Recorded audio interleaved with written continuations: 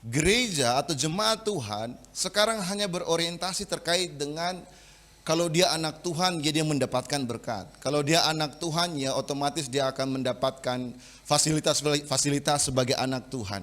Saudaraku yang kekasih, ketika kita membaca dalam perjanjian baru secara khusus, maka kita tidak akan menemukan hal-hal demikian. Banyak mereka yang berbicara terkait dengan berkat, lihat aja kutipan yang mereka ambil. Pasti semuanya dari perjanjian lama. Bukan berarti kemudian itu salah, tidak.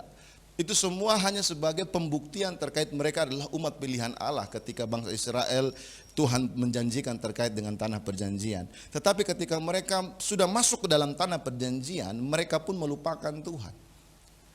Dan akhirnya Yesus datang dan menyatakan bahwa berkat yang sesungguhnya adalah keselamatan. Bukan terkait dengan jiwa, dengan harta, kekayaan yang kita miliki. Karena Yesus berkata bahwa emas dan perak itu tidak akan bertahan lama, sebab ngengat dan karat akan memakannya. Untuk itu dia mengajar kepada murid-murid dan para pendengar pada saat itu untuk mengumpulkan harta di surga, bukan di dunia. Tetapi banyak orang atau gereja zaman modern ini hanya berorientasi kepada hal tersebut. Kita butuh makan, kita butuh hidup. Tuhan berjanji Tuhan akan memelihara. Tetapi segala sesuatu yang kita miliki dalam hidup kita terkait dengan berkat, Tuhan ajarkan kita untuk hidup dengan secukupnya. Makanya kita setiap kali kita berdoa terkait dengan Bapa kami, bukan sebagai sebuah formalitas ketika kita mengambil bagian di dalam doa itu setiap akhir ibadah. Tetapi kita tahu bahwa berkat yang kita punya hanya untuk mencukupkan keperluan kita. Selebihnya untuk keselamatan jiwa-jiwa yang harus kita kerjakan. Untuk itu saudaraku yang kekasih, amanat agung merupakan peran yang penting di dalam kehidupan kita. Karena itu pergilah jadikanlah segala bangsa muridku dan baptislah mereka dalam nama Bapa, Anak dan Roh Kudus. Ketika Tuhan Yesus memanggil Simon Petrus pada saat datang dan menghampiri dia ketika dia menjadi nelayan, apa yang Tuhan berikan? Perintah kepada dia, ajakan kepada mereka. Ikutlah aku dan akan kujadikan engkau menjadi penjala manusia. Artinya misi itu dimulai bukan pada saat Yesus naik ke surga. Tetapi misi itu sudah dimulai sebelum Yesus datang ke dalam dunia. Sehingga ketika dia datang membawa kabar baik itu, dia langsung mengaplikasikan itu dengan memanggil murid-muridnya. Dan ketika dia memanggil murid-muridnya, dia langsung memberikan job description yang benar-benar tegas kepada mereka. Bahwa ketika mereka mengikut Yesus, maka mereka akan dijadikan sebagai penjala manusia. Dan ketika kita semua saat ini menjadi murid Kristus, harusnya kita sadar bahwa ketika kita menjadi murid Kristus, maka kita akan dijadikan sebagai penjala manusia pula. Tetapi berapa banyak orang percaya yang tidak menyadari hal ini? Ini bahaya. Ketika kita menjadi orang percaya tapi kita tidak menyadari betapa pentingnya misi, betapa pentingnya menyampaikan kabar baik, betapa pentingnya menyelamatkan jiwa-jiwa, betapa pentingnya untuk menyelamatkan orang-orang yang ada di sekeliling kita dengan cara memberitakan kebenaran kepada mereka. Kita adalah penjala manusia. Dan kita harus mengaplikasikan itu dalam kehidupan kita. Kenapa kita menjadi gereja Tuhan yang atau jemaat Tuhan yang hanya diam dan sebatas komunitas di dalam gereja? Banyak yang terjadi. Mungkin saja kita takut, kita bingung mungkin ya, atau mungkin kita malas untuk memberitakan firman, atau mungkin kita segan, atau mungkin kita malu, atau mungkin kita nggak tahu bahwa kita harus menyampaikan firman. Ini kendala-kendala yang ada di dalam gereja zaman ini. Kita mau menyampaikan kebenaran kepada mereka, kita takut nanti kita ditolak. Kita mau menyampaikan terkait dengan firman Tuhan, terkait dengan karya keselamatan Allah kepada orang yang dekat dengan kita, kita takut hubungan kita menjadi rusak. Kita ingin memberitakan itu kepada lingkungan pergaulan kita, kita takut kita ditolak. Kita mau menyampaikan kebenaran itu kepada orang tua kita yang mungkin belum mengenal Kristus, kita takut dihapus dari kakak gitu ya. sebagai anggota keluarga.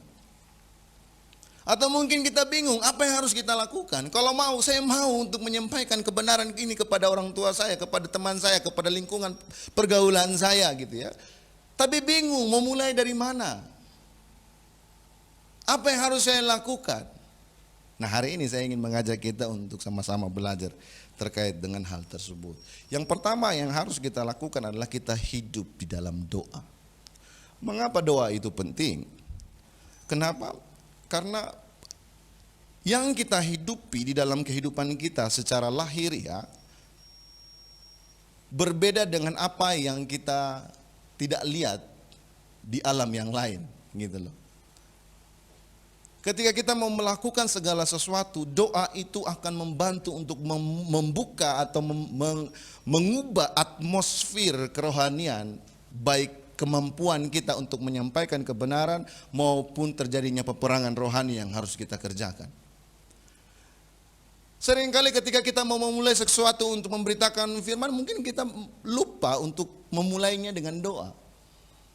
Kita pikir dengan apa yang kita lakukan, pergi dan menyampaikan firman, selesai. Saudaraku yang kekasih, Paulus mengatakan bahwa peperangan kita ini bukan melawan darah dan daging, tetapi melawan penghulu-penghulu di udara. Jadi ketika kita mau menyampaikan kebenaran firman Tuhan, doa itu adalah hal yang sangat penting di dalam kehidupan kita. Untuk itu saya selalu menghimbau untuk setiap para pelayan untuk mengambil bagian di dalam doa hari Sabtu. Jangan saudara pikir saudara sudah hebat untuk bisa main musik sehingga ketika datang dan langsung bermain musik di gereja. Kita lakukan itu bukan karena kekuatan kita, tetapi karena anugerah Tuhan yang Tuhan berikan. Kalau seandainya demikian, apa bedanya kita bayar musisi dari luar aja lebih perfect, lebih bagus secara teknis untuk melayani di gereja. Itulah yang membedakan antara pelayan dengan artis. Kita bukan artis, kita pelayan Tuhan. Doa itu penting. Bagaimana kita dapat menyampaikan kebenaran firman kepada orang lain kalau seandainya membangun mesbah diri kita sendiri aja kita tidak bisa?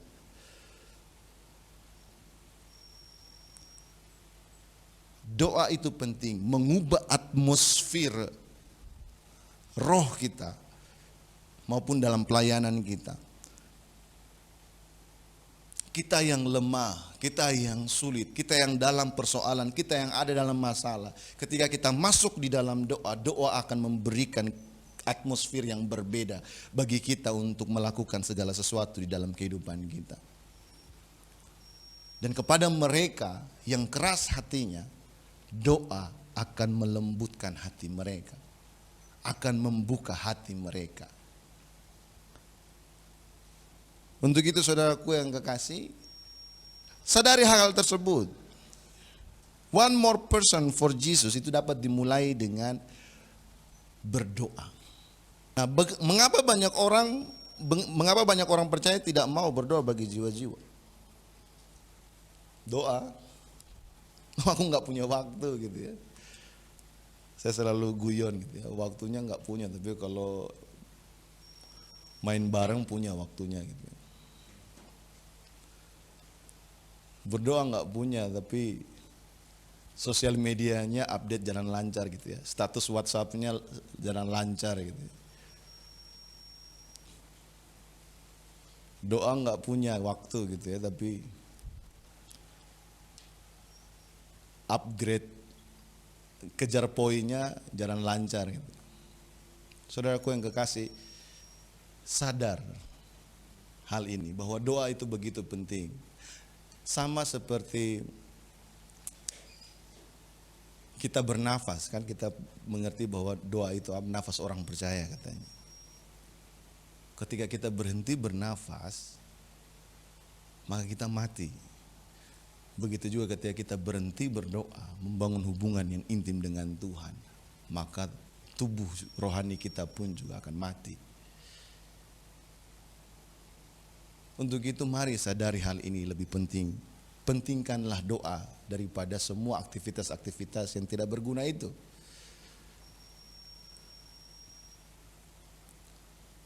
belajar untuk mencari Tuhan dalam setiap hidup kita. Itu persoalan pertama. Banyak orang Kristen yang tidak menyadari doa itu penting. Jadi bagaimana kita dapat menyelamatkan jiwa-jiwa? Yang pertama itu berdoa bagi mereka. Dan yang kedua yang menjadi persoalan yang berikutnya adalah banyak orang percaya yang tidak mau bersaksi.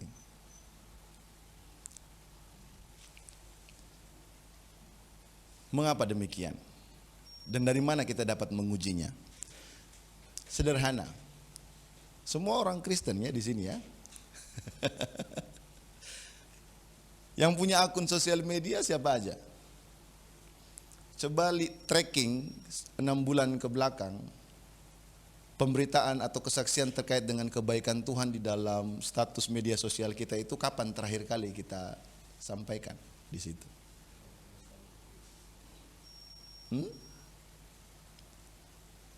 Kapan terakhir kita memberitakan kebaikan Tuhan di dalam status media sosial kita? Ini udah zaman modern ya, penginjilan sudah begitu terbuka dengan caranya, dengan ajaib. Enggak lagi kita datang door to door gitu ya, enggak lagi kita datang untuk man to man gitu. Tetapi media sosial kita bisa menjadi wadah di mana orang mengenal Kristus, melihat kebaikan Tuhan. Coba, ini cuma saran aja, coba lihat.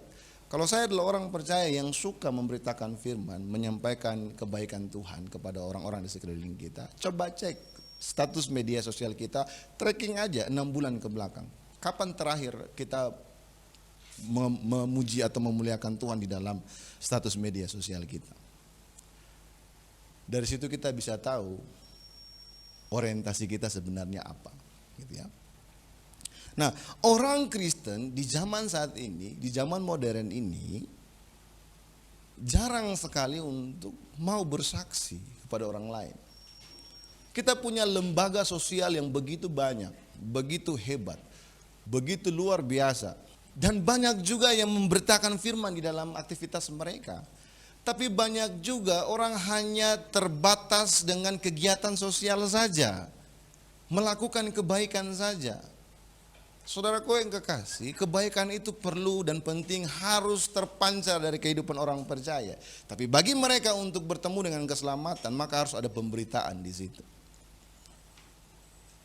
Mari kita rubah pola pikir kita untuk menjadi orang yang mau berdoa bagi orang lain, kemudian menjadi orang yang mau bersaksi mengenai Kristus kepada mereka dalam kehidupan kita.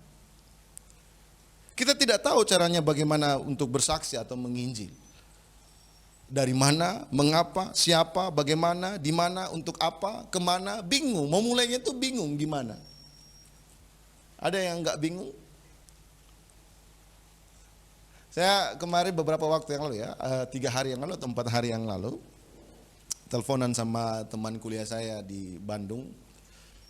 Waktu dia pergi ke Kupang, cuma 3 bulan gitu ya. Saya betul-betul luar biasa dengan kesaksian beliau gitu ya. Dia dengan 3 bulan dia berada di Kupang, dia bisa mengajak anak-anak muda yang terlantar gitu ya, membangun sebuah komunitas persekutuan doa dan membawa mereka untuk menerima Yesus sebagai Tuhan dan Juru Selamat secara pribadi. Saya bertanya kepada dia, emang apa aja yang dilakuin? Enggak, cuma datang aja, bangun hubungan dengan mereka, memperhatikan mereka, kemudian nongkrong-nongkrong, kita sering kesehatian, tapi lanjutnya adalah dengan memberitakan terkait dengan firman Tuhan. Nah, nanti kalau mereka mau datang lagi, mau gabung sama kita, passwordnya ayat hafalan katanya. Sesederhana itu. Lah emang apa yang sulit katanya gitu ya. Memang memberitakan firman apa yang sulit katanya. Tapi ya begitu, luar biasa gitu ya. Dan saya benar-benar kagum dengan beliau, dengan caranya gitu ya. Dan akhirnya sekarang dia harus kembali ke Bandung.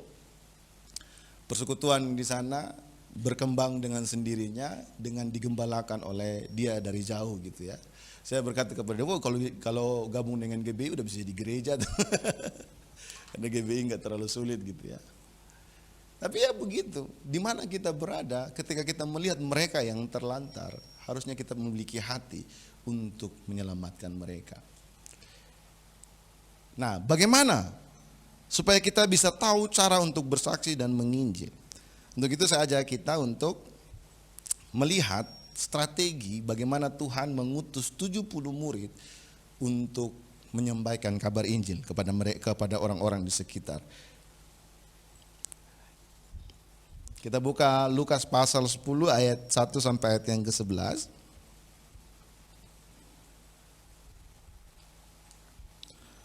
Saya akan baca ayatnya yang ganjil dan jemaat sekalian akan baca ayatnya yang genap ya. Kita akan baca secara bergantian. Yesus mengutus 70 murid.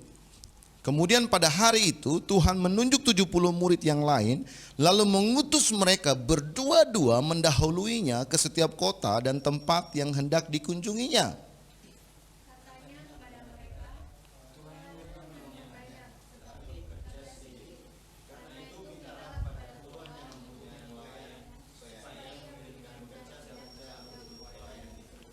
Pergilah, sesungguhnya aku mengutus kamu seperti anak domba ke tengah-tengah serigala.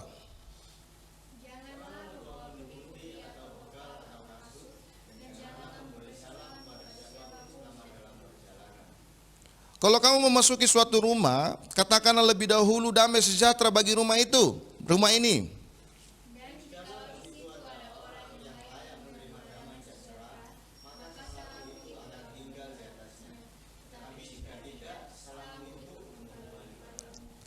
Tinggallah dalam rumah itu, makan dan minumlah apa yang diberikan orang itu kepadamu, sebab seorang pekerja patut mendapat upahnya.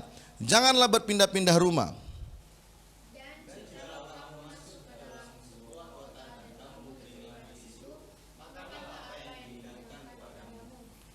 Dan sembuhkanlah orang-orang sakit yang ada di situ, dan katakanlah kepada mereka, kerajaan Allah sudah dekat padamu.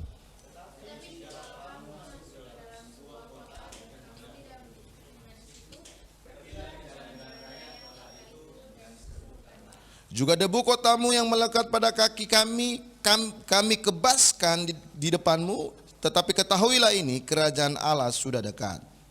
Saudaraku yang kekasih, ketika kita baca Lukas pasalnya yang ke-10 ayat 1 sampai 12 ya, tapi ini saya potong sampai ayat yang ke-11, maka kita menemukan bahwa tuaian sudah menguning tetapi pekerja itu sedikit. Dan Yesus datang mengutus mereka sebagai orang-orang yang menuai. Jadi sama seperti padi yang sudah kuning dan membutuhkan penuai, begitu pula ladang Tuhan membutuhkan pekerja. Tapi berapa banyak orang percaya yang sudah masuk di dalam kehidupan hidup sebagai orang percaya, tetapi belum mengambil tindakan sebagai seorang pekerja yang menuai ladang yang sudah menguning tersebut. Setelah kita menjadi orang percaya, harusnya kita masuk ke tingkatan lebih lanjut, yaitu menjadi pekerja. Nah karena itu Tuhan Yesus mengutus 70 murid ini untuk pergi memberitahukan bahwa kerajaan Allah sudah datang, sudah tiba. Dan sifat pelayanan itu mendesak dan penuh bahaya, maka mereka harus waspada. Jadi konteksnya adalah ladang sudah menguning, tuaian banyak, pekerja sedikit, kemudian kebutuhan akan pekerja itu adalah hal yang mendesak. Namun ketika mereka melakukan pekerjaan itu harus dengan kewaspadaan karena mengandung bahaya. Mengapa demikian? Karena mereka sama seperti anak domba yang ditaruh di mana? Di tengah-tengah serigala. Jadi konsentrasi mereka, kita sebagai pekerja Tuhan adalah harus terpusat karena kita mesti bersegera untuk melakukan tugas itu, karena tugas itu sangat mendesak. Kemudian segala sesuatu yang mengakibatkan penundaan itu harus diabaikan. Makanya tadi saya katakan kalau seandainya kita tracking status media sosial kita selama 6 bulan ke belakang ini, kalau seandainya semua itu hanya berkaitan dengan game, berkaitan dengan eksistensi kita sebagai anak gaul gitu ya, anak touring, anak apalagi ya, anak kafe gitu ya. Saudara yang kekasih, kalau seandainya itu berkaitan dengan penundaan terkait dengan pemberitaan Injil, singkirkan semuanya itu dan berubahlah. dan menjadi orang-orang pekerja yang melakukan pekerjaan. Kenapa? Karena keadaan itu mendesak. Pemberitaan Injil itu adalah pekerjaan yang mendesak yang harus dilakukan. Dan segala sesuatu tidak boleh membuat kita dipusingkan dengan hal-hal yang demikian, karena segala keperluan yang kita bawa dapat membuat kita justru tertunda. Makanya Tuhan Yesus bilang, pergilah dan janganlah bawa apa-apa. Ketika kita menjadi orang percaya, janganlah memikirkan apa-apa. Janganlah memikirkan terkait dengan pengakuan. Janganlah memikirkan terkait dengan berkat-berkat. Janganlah memikirkan terkait dengan harta. Janganlah memikirkan terkait dengan materi. Semuanya itu di kemudian hari akan teruji. Ketika kita diundang untuk menjadi seorang pembicara, kita harus punya tarif sekian. Ketika kita mau diundang untuk pembicara, kita harus memiliki persyaratan, harus punya fasilitas yang harus menunjang supaya kita bisa hadir di situ. Itu semua hanya menghalangi kita pergi kemanapun kita pergi, dimanapun ketika Tuhan utus kita pergi, tanpa dipandang dengan segala sesuatu yang harus kita miliki. Dan meskipun semua yang kita lakukan begitu pengorbanan yang kelihatannya berat, kita harus sadar bahwa ancaman itu pasti ada bagi orang percaya.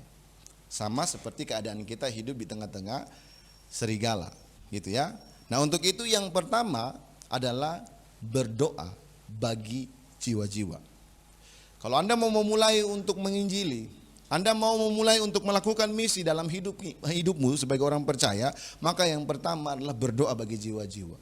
Langkah sederhana, pilih satu orang yang kau sayangi atau kau memperhatikan bahwa dia memerlukan kasih karunia Tuhan. Pilih nama tersebut. Berdoa bagi dia di mana saja, kapan saja. Pusatkan pemikiranmu kepadanya bahwa dia perlu kasih karunia Tuhan. Berdoa atas dia. Mengapa begitu? Tuhan Yesus berkata begini, janganlah membawa pundi-pundi atau bekal atau kasut, janganlah memberi salam kepada siapapun selama dalam perjalanan. Kalau kamu memasuki suatu rumah, katakan lebih dahulu, damai sejahtera bagi rumah ini. Kalau seandainya kita mau orang menerima kita dan dia menyambut kita, ada target gitu ya, ada seseorang yang kita mau menginjili, sampaikan berkat atasnya gitu ya. Di ayat yang lain Rasul Paulus menasehati Timotius terkait dengan jemaat yang digembalakan oleh dia. Dia digembalakan oleh Timotius. Rasul Paulus menyuruh Timotius supaya jemaat itu berdoa bagi semua yang ada. Kita bisa baca ini ya di dalam 1 Timotius pasal 2 ayat 1 sampai 4. Pertama-tama aku menasehatkan, naikkanlah permohonan doa syafaat dan ucapan syukur kepada semua orang, untuk raja-raja, untuk semua pembesar, agar kita dapat hidup tenang dan tentram dalam segala kesalehan dan kehormatan. Itulah yang baik yang berkenan kepada Allah juru selamat kita. Perhatikan ini ayat yang keempat, yang menghendaki supaya semua orang diselamatkan dan memperoleh pengetahuan akan kebenaran. Mulai hari ini, mulailah pilih siapa yang Anda lihat dia perlu akan kasih karunia Tuhan. Tetapkan komitmen atas dia dan berdoa bagi dia dengan sungguh-sungguh. Dan apa yang saudara lakukan memang itu yang dikehendaki Tuhan bagi mereka. Dan yang kedua, membangun hubungan. Setelah kita menentukan satu nama tersebut, kita berdoa bagi dia, kemudian mari kita bangun hubungan dengan dia. Di dalam ayat yang ke-6 dan ayat yang ke-7 Tuhan Yesus bilang begini, dan jikalau di situ ada orang yang layak menerima damai sejahtera, maka salammu itu akan tinggal atasnya, tetapi jika tidak, salammu itu akan kembali kepadamu. Setelah itu apa? Orang yang menyambut kamu, apa yang harus kamu lakukan di situ? Tuhan Yesus berkata, tinggallah dalam rumah itu, makan, minumlah apa yang diberikan orang kepadamu, sebab seorang pekerja patut mendapatkan upahnya, jangan berpindah-pindah rumah. Ini berbicara terkait dengan relasi, hubungan. Jadi ketika kita diterima di situ, menetaplah di situ, bangun hubungan di situ. Ini adalah hal yang menarik untuk kita renungkan ya. Ketika kita bergaul, membangun hubungan dengan orang yang baru pertama kali kita kenal atau belum pernah kita kenal, apa yang akan kita lakukan?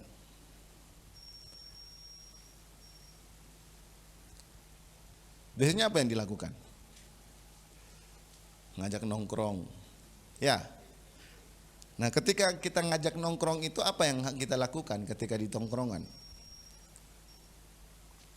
Berapa banyak kita yang ketika sementara nongkrong yang kemudian kita berbicara terkait dengan firman Tuhan?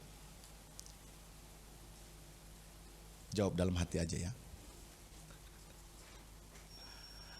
Nah, kemudian yang ketiga adalah bersekutu, melayani, berbuat kebaikan kepadanya, berbuat baik kepada mereka. Mereka yang memerlukan pertolongan, kita berikan pertolongan.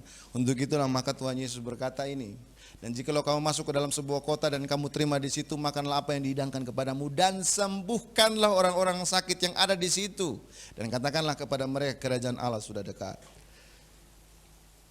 Melayani mereka. Mereka memerlukan pertolongan kita, dengan segenap hati kita akan memberikan pertolongan, memberikan perhatian bagi mereka. Jadi mulailah tadi dengan pertama apa? Berdoa bagi dia. Kemudian bangun hubungan dengan dia. Kemudian berbuatlah baik dengan dia. Tetapi tidak hanya sampai di situ. Langkah keempatnya adalah beritakan firman Tuhan kepadanya. Kalau kita baca tadi apa yang Tuhan katakan dalam Lukas pasal 10 ayat 9 sampai ayat yang ke-11, maka kita menemukan begini. Sembuhkanlah orang sakit yang ada di situ dan katakanlah kepada mereka, kerajaan Allah sudah dekat. Kebaikan yang kita lakukan itu harus disertai dengan kesaksian terkait dengan kerajaan Allah yang sudah dekat bagi dia. Kebaikan kita tidak akan berfaedah apa-apa selama kebenaran firman Tuhan tidak pernah diberitakan kepada dia. Mulai hari ini belajar. Kita berdoa bagi dia, bangun relasi bagi dia, melakukan kebaikan untuknya, kemudian memberitakan tentang kerajaan Allah itu bagi dia. Sehingga akhirnya dia dapat diselamatkan. Tujuan orang percaya ketika kita masuk dalam misi kerajaan Allah adalah ini, saudaraku yang kekasih. Mempertemukan jiwa-jiwa tadi dengan Kristus. Menceritakan kebaikan Tuhan, menceritakan kuasa Tuhan yang telah kita alami sebagai kesaksian. Mulai dari mana? Mulai dari bagaimana kita merasakan kebaikan Tuhan dalam hidup kita dan kita beritakan kepadanya. Ingat, orang percaya yang dipanggil keluar, yang diselamatkan menjadi penjala manusia, hidup di dalam rancangan Tuhan, di mana Tuhan mau supaya orang-orang berbalik dan bertobat dan mereka diselamatkan. Dan kita yang telah diselamatkan ini menjadi pekerja yang memberitakan firman Tuhan. Kalau kita nggak tahu bagaimana caranya, ini 4 langkahnya. Pertama, bawa dia dalam doa. Kemudian yang kedua, bangun relasi dengan dia. Kemudian yang ketiga adalah berbuat kebaikan kepada dia, melayani dia. Kemudian yang keempat, beritakan firman. Orientasi kita cuma satu, yaitu mempertemukan dia dengan Kristus. Dalam mempertemukan dengan Kristus, kita bisa mulai dengan bersaksi terkait dengan kebaikan Tuhan, maupun terkait dengan kuasa Tuhan yang telah kita alami secara pribadi dalam kehidupan kita kepada mereka.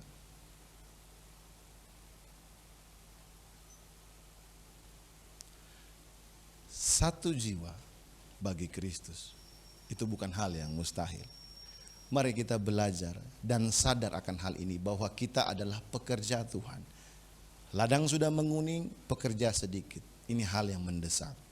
Kita akan sama seperti anak domba yang ditaruh di tengah-tengah serigala. Bahaya tentu pasti ada. Tapi ketika kita berada di sana, jangan bawa apa-apa. Berikanlah damai sejahtera kepada mereka yang menyambut kita. Makanlah apa yang harus kita makan di situ. Bangun relasi dengan mereka. Kemudian sembuhkan mereka yang sakit. Layani mereka. Tapi tidak hanya sampai di situ. Beritakan terkait dengan kerajaan Allah sudah tiba bagi mereka. Itulah panggilan orang percaya. Dan mari bergerak untuk melakukan hal tersebut. Bisa? Dengan 4 langkah sederhana itu ya. Mulai pilih seseorang nama yang harus kita sampaikan terkait dengan kebenaran firman Tuhan. Berdoa bagi dia.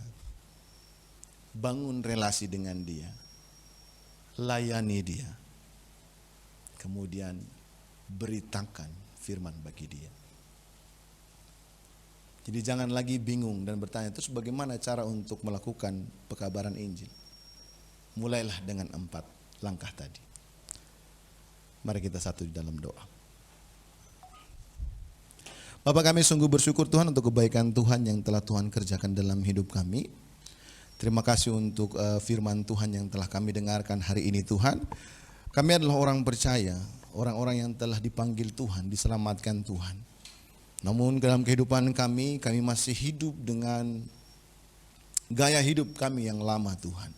Kami masih mencari-cari jati diri kami Tuhan. Tapi hari ini kami tahu kami adalah orang-orang yang telah diselamatkan Tuhan untuk menjadi penjala manusia. Dan ketika kami menjadi penjala manusia, kami adalah orang-orang yang datang dan berorientasi untuk membawa jiwa-jiwa untuk bertemu dengan Tuhan. Ajar kami untuk mulai berdoa bagi mereka dan bersaksi mengenai Engkau kepada mereka. Ajar kami untuk memilih seseorang untuk yang kami doakan Tuhan. Dan ajar kami untuk mulai membangun relasi dengan mereka.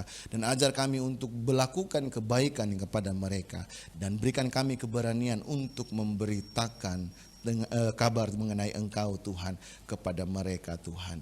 Sehingga kami benar-benar hidup sebagai pekerja Tuhan yang ada di tengah-tengah dunia ini. Sehingga misi kerajaan Allah itu dapat bekerja secara nyata di tengah-tengah kami Tuhan. Terima kasih Bapa, terima kasih Tuhan. Di dalam nama Tuhan Yesus, haleluya. Amin. Oke, kita akan mendengarkan pengumuman. Jangan lupa untuk kita sampaikan kepada saudara kita atau keluarga kita yang tidak bisa ikut ibadah untuk mengikuti ibadah di ibadah kedua pada sore hari yang telah kita rekam dan kita posting di channel YouTube-nya Shine Surabaya. Kemudian kita akan memberikan persembahan dan jemaat yang di rumah yang akan memberikan persembahan bisa dilakukan melalui transfer di rekening yang tertera. Minggu depan kita akan kembali beribadah di tempat ini.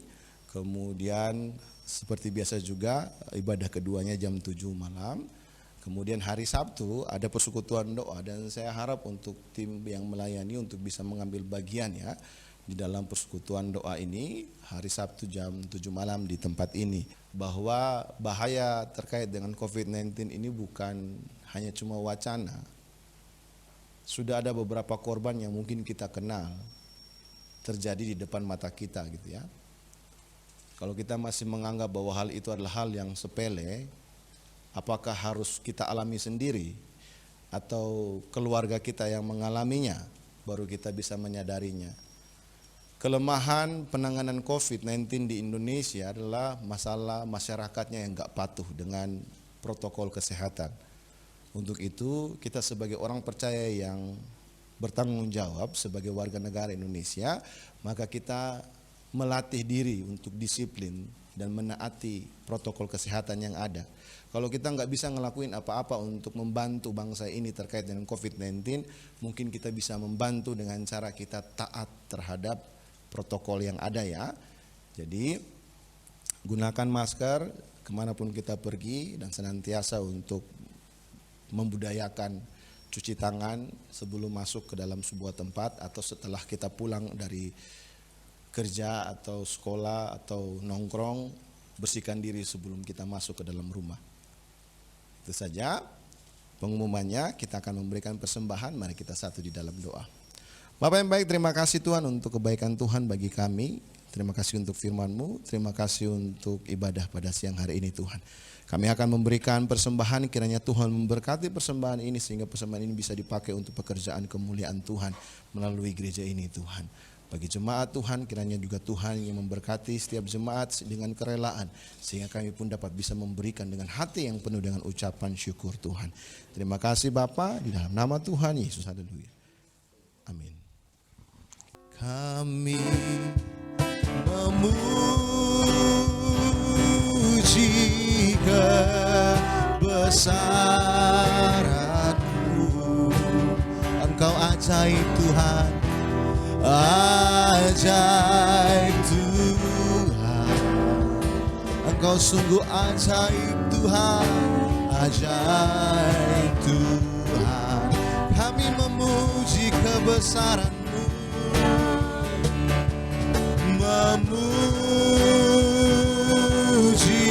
kebesaran-Mu. Ajaib Tuhan, ajaib Tuhan. Kami memuji kebesaran-Mu, memuji kebesaran-Mu. Ajaib Tuhan, Engkau sungguh ajaib. Kami memuji kebesaran-Mu, kami memuji kebesaran-Mu. Ajaib Tuhan, ajaib, ajaib Tuhan, ajaib Tuhan, ajaib Tuhan,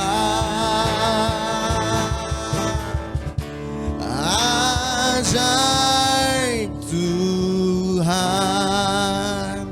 Bapak, kami datang dan kami bersyukur untuk kebaikan Tuhan bagi kami, kebenaran firman yang telah kami dengar. Kiranya firman itu benar-benar mendorong kami untuk menjangkau jiwa-jiwa bagi Tuhan. Kiranya Tuhan yang terus menuntun kami, membukakan pikiran kami, sehingga firman yang telah kami dengar ini terus merema dalam kehidupan kami Tuhan. Kami mau datang mengambil bagian untuk bersyafaat bagi bangsa kami ini Tuhan.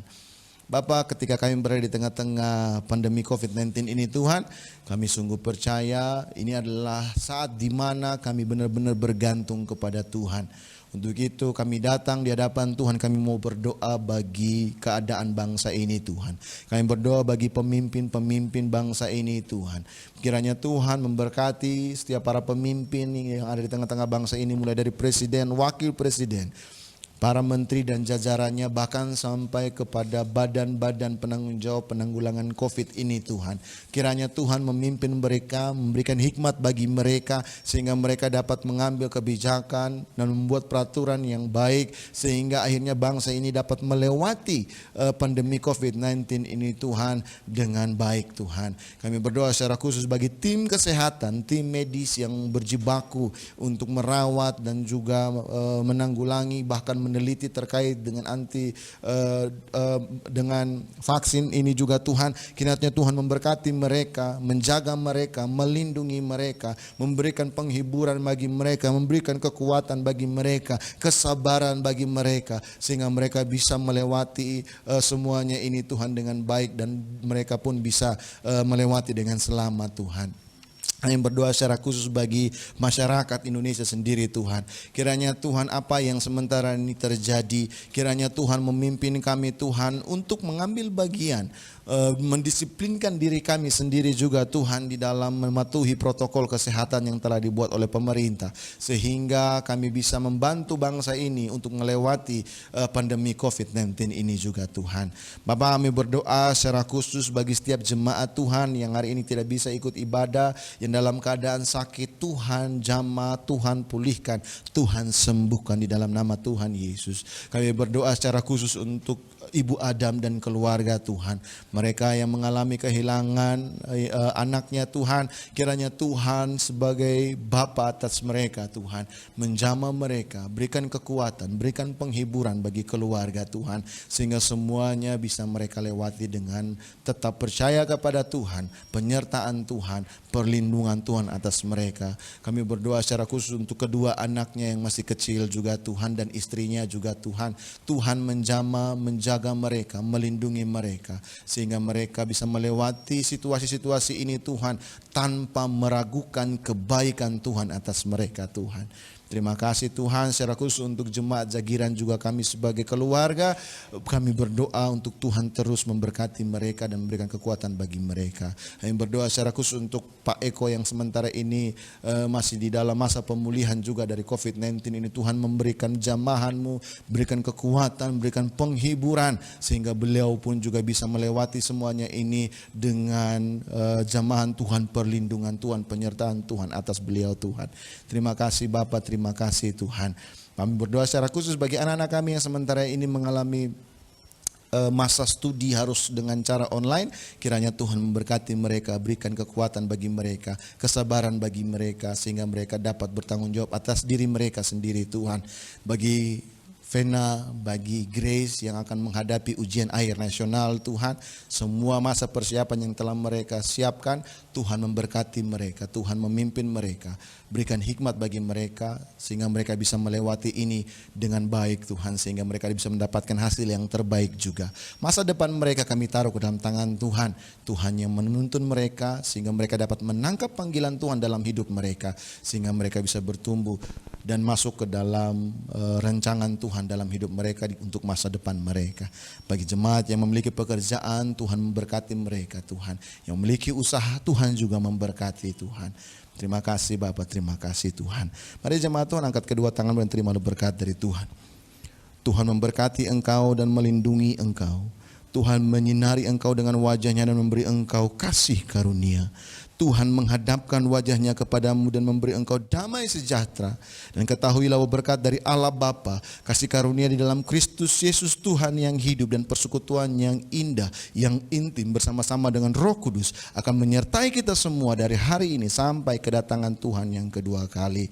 Dan kami klaim berkat ini hanya di dalam nama Bapa, Putra dan Roh Kudus. Dalam nama Tuhan Yesus. Kami akan menutup ibadah kami pada siang hari ini Tuhan dengan doa yang telah Tuhan ajarkan kepada kami.